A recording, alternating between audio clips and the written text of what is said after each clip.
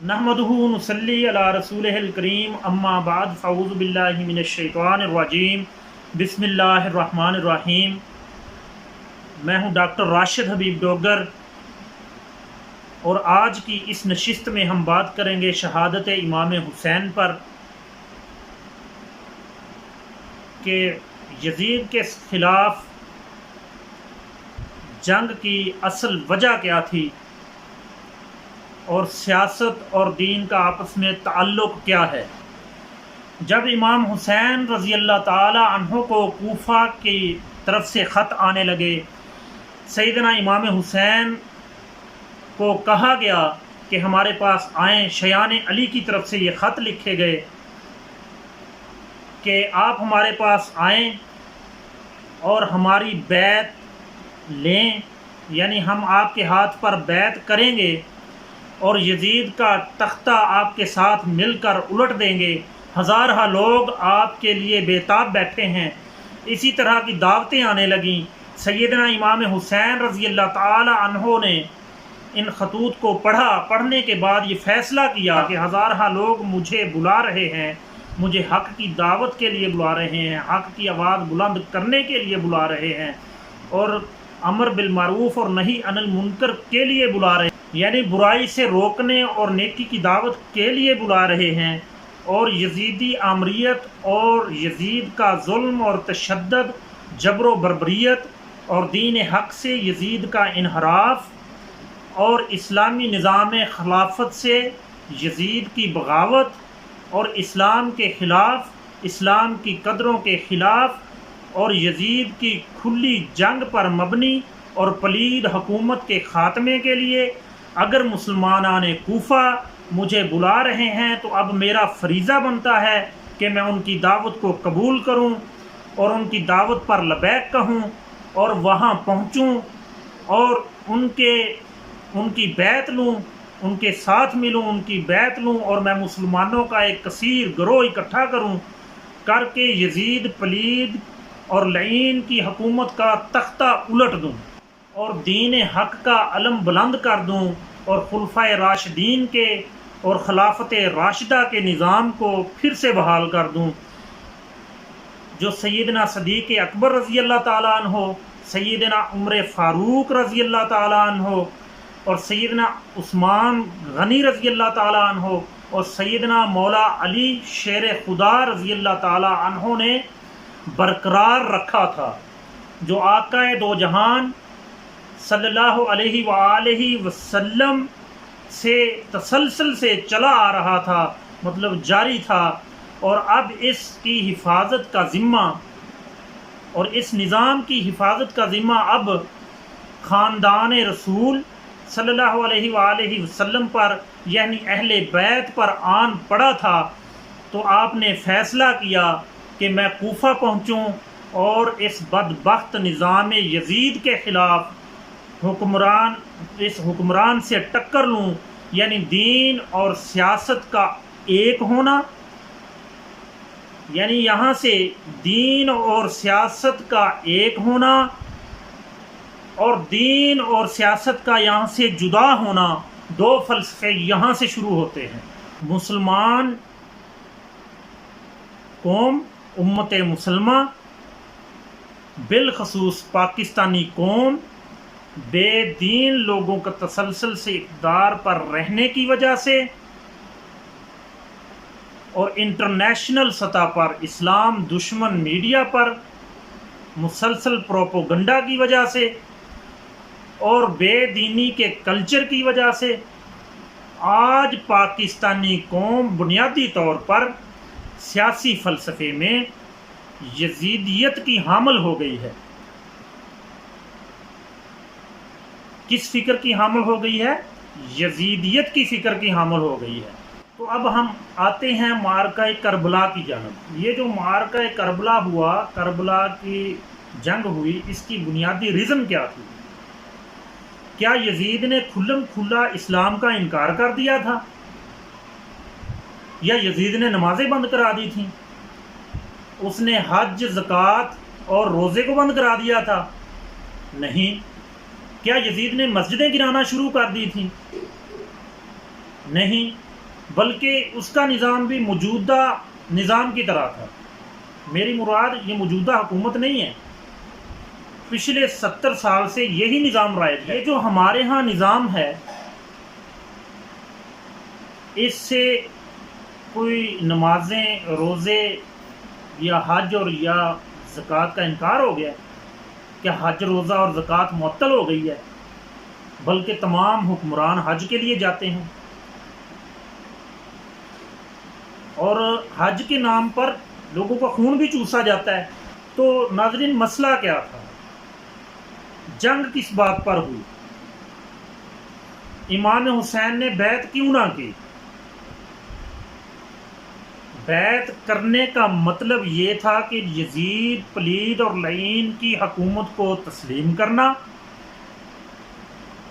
اس وقت حکومت کے لیے یہ بیعت کا طریقہ رائج تھا، جو کہ خلافت میں ہے۔ جس طرح آج کل ووٹ کی مدد سے حکومت بنائی جاتی ہے، یا کوئی ڈکٹیٹر آ کے اعلان کر دیتا ہے تو آپ اس کو تسلیم کر لیتے ہیں، اس کے خلاف کوئی بغاوت نہیں کرتا، بلکہ آپ قبول کر لیتے ہیں اس کی حکومت کو اور اس کے دستور کو اور اس کے طریقے کو۔ تو بیعت سے مراد یزید کو تسلیم کرنا تھا، اور بیعت نہ کرنے سے مراد یزید کی حکومت کو تسلیم نہ کرنا تھا۔ جب یزید نے کہا میری بیعت کر لے تو مدعا یہی تھا، کل ملا کے مدعا یہی تھا کہ میری حکومت کو تسلیم کرنے کا اعلان کر دے۔ اب سوال یہ پیدا ہوتا ہے کہ امام حسین رضی اللہ تعالیٰ عنہ نے یزیدی حکومت کو تسلیم کیوں نہ کیا؟ ارے ٹوٹی پھوٹی آج جیسے حکمرانوں کی طرح نمازیں تو وہ بھی پڑھ لیتا تھا، اکا دکا نماز وہ بھی پڑھ لیتا تھا۔ آج کے حکمران بھی نشئی ہیں، آج کی حکومت میں لوگ نشئی اور شرابی ہیں، شرابی وہ بھی تھا، بدکاری اور زنا بھی کر لیتے ہیں آج والے، وہ بھی کرتا تھا۔ تو کردار میں گویا کوئی فرق نہیں تھا، اور نظام میں بھی کوئی فرق نہیں تھا۔ جنگ کی بنیاد کیا تھی کہ کربلا کی اصل حقیقت کیا تھی؟ حقیقت یہ تھی کہ یزید چاہتا تھا کہ حسین مذہب کی تبلیغ تم سنبھال لو، اور سیاست اور ریاست میرے لیے چھوڑ دو، اور مداخلت نہ کرو، میری حکومت میں روڑے نہ اٹکاؤ، اور مذہب کی تبلیغ، پرچار اور واعظ اور خطبہ میں تمہارے لیے چھوڑ دیتا ہوں۔ مسجدوں میں واعظ کرنا، درس دینا، اللہ اللہ کی باتیں کرنا، درس قرآن دینا، خطاب کرنا، تبلیغ کرنا، لوگوں کو قرآن و حدیث سکھانا، یہ کام آپ کے لیے چھوڑ دیتا ہوں۔ یعنی وہ چاہتا تھا کہ آپ درگاہ میں بیٹھ جائیں، جس طرح آج ہمارے ہاں دیندار لوگ اور پیر حضرات درگاہوں میں بیٹھے ہیں۔ دین سے منسلک کام میں آپ کے لیے چھوڑ دیتا ہوں،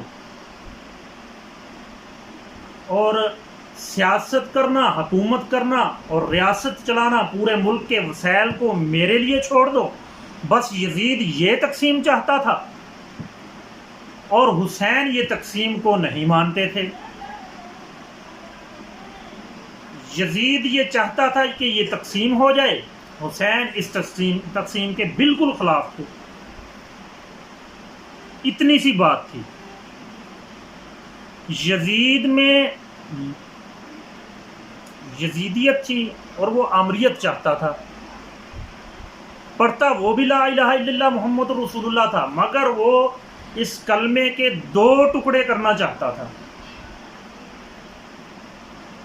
اس نے کہا حسین مذہب کا حصہ تم سنبھال لو، اور ریاست کی ذمہ داریاں میں سنبھال لیتا ہوں، طاقت اور حکومت میرے پاس رہنے دو۔ دین کے معاملات میں میں مداخلت بالکل نہیں کروں گا، بلکہ مدد بھی کر دیا کروں گا۔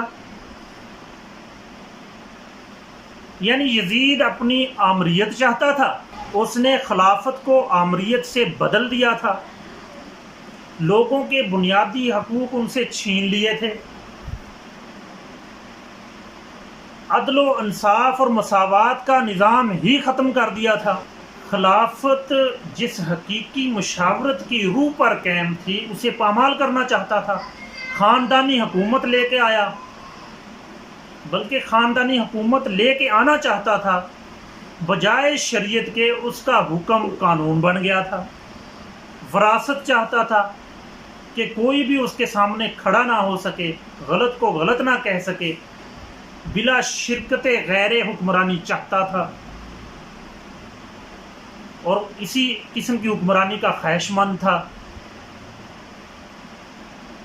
مطلب اس کے کام میں کوئی مداخلت نہ کرے، چاہے وہ حسین رضی اللہ تعالیٰ عنہ ہو یا عبداللہ بن عمر ہو یا عبداللہ بن زبیر ہو، کوئی بھی بڑے سے بڑا اس کے سامنے کھڑا نہ ہو سکے،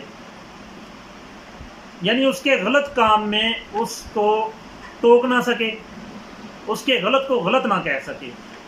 وہ کہتا تھا کہ آپ بھی آرام سے چلیں اور میں بھی آرام سے چلتا ہوں۔ تو حسین رضی اللہ تعالیٰ عنہ کا جواب کیا تھا؟ امام حسین نے فرمایا، یزید بدبخت لعین، میں اپنے نانا کے دین کے 2 ٹکڑے کر دوں؟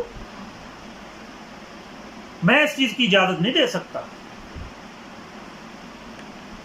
اگر سیاست، حکومت اور سلطنت، دین، مذہب اور روحانیت 2 الگ چیزیں ہوتی تو پھر مسلح پر رات کو سجدے کرتے نظر آتے، وہ حنین میں اور طائف کے بازاروں میں پتھر نہ کھاتے، حسین کے نانا مصطفیٰ صلی اللہ علیہ وسلم پر پتھر نہ پڑتے، آپ پر پتھر نہ پڑتے، تاجدار کائنات کے چہرے پر نیزے نہ لگتے، آپ کے رخسار زخمی نہ ہوتے، آپ کا تن زخمی نہ ہوتا، اور احد اور خندق کے مارکے نہ ہوتے، مکہ سے ہجرت نہ ہوتی، مدینہ سے پلٹ کر مکہ فتح نہ ہوتا، خلافت قائم نہ ہوتی، خلافت نہ ملتی، مصطفیٰ دستور نہ دیتے، مدینہ سلطنت نہ بنتی، اور مصطفیٰ صلی اللہ علیہ وسلم سلطنت کے حکمران نہ ہوتے۔ بس حضور صلی اللہ علیہ وآلہ وسلم کعبہ کے صحن میں بیٹھ جاتے اور آنے جانے والوں کو کلمہ پڑھاتے رہتے اور حلال حرام کے طریقے بتاتے رہتے، حج زکوٰۃ کے طریقے بتاتے، قرآن پڑھنا سکھاتے، اور آپ فرماتے کہ یہ قریشی، یہ مکہ کے سردار، یہ وڈیرے، یہ جگیردار جیسا نظام چلا رہے ہیں چلاتے رہیں، اگر ظلم و ستم کر رہے ہیں تو کرتے رہیں، غریبوں کا خون چوس رہے ہیں تو چوستے رہیں، جتنے مرضی ظلم کرتے رہیں، ان جگیرداروں اور وڈیروں سے ٹکر نہ لو، تمہارا خون نچوڑتے رہیں تو ان سے ٹکر نہ لو، کیونکہ اگر ان سے ٹکر لو گے، ان سے ٹکراؤ گے تو یہ سیاست بن جائے گی، جب آپ حکمرانوں سے ٹکراتے ہیں تو سیاست بن جاتی ہے، لوگوں کے حقوق مطلب حکمرانوں سے آپ مانگتے ہیں تو پھر بھی یہ سیاست بن جاتی ہے۔ اگر یہ سیاست دین سے جدا ہوتی تو تاجدار کائنات صلی اللہ علیہ وسلم اس سیاست سے جدا رہتے۔ ہجرت مدینہ کے بعد جب آپ کو دستوری سربراہ بنایا گیا تو ہیڈ آف دا اسٹیٹ بنایا گیا، حکمران بنایا گیا، تو حضور تو انکار کر دیتے، فرماتے مجھے ریاست مدینہ کی کیا ضرورت ہے، ریاست مدینہ کا حکمران بننے کی کیا ضرورت ہے، میں تو ویسے بھی عرش سے لے کر فرش تک بادشاہ ہوں، ساری کائنات کا مالک ہوں۔ تو آپ حکمران بن گئے، کیوں بنے؟ آپ حکمران بن گئے کیوں بنے؟ کیا صدیق اکبر رضی اللہ تعالیٰ عنہ اقتدار کے بھوکے تھے، خلیفہ راشد بن گئے، تخت پر بیٹھ گئے؟ کیا سیدنا فاروق اعظم اقتدار کے بھوکے تھے؟ معاذ اللہ۔ تو حکومت لے لی، تخت پر بیٹھ گئے، سلطنت لے لی۔ کیا سیدنا عثمان غنی سلطنت کے بھوکے تھے؟ کیوں تخت پر بیٹھے، حکومت لے لی۔ کیا مولا علی شیر خدا رضی اللہ تعالیٰ عنہ اقتدار کے بھوکے تھے؟ حکومت لے لی۔ کیا حسن مجتبی رضی اللہ تعالیٰ عنہ اقتدار کے بھوکے تھے؟ تخت پر بیٹھے اور حکومت لے لی۔ تو کیا امام حسن سلطنت اور تخت کے بھوکے تھے؟ کیا امام حسین سلطنت اور تخت کے بھوکے تھے؟ کیوں خاندان رسول شہید کروا دیا؟ کیوں میدان کربلا برپا کیا؟ اسلام کی اس ساری تاریخ کو آج یزیدیت کی لادینی فکر نے اٹھا کے ایک طرف کر دیا ہے،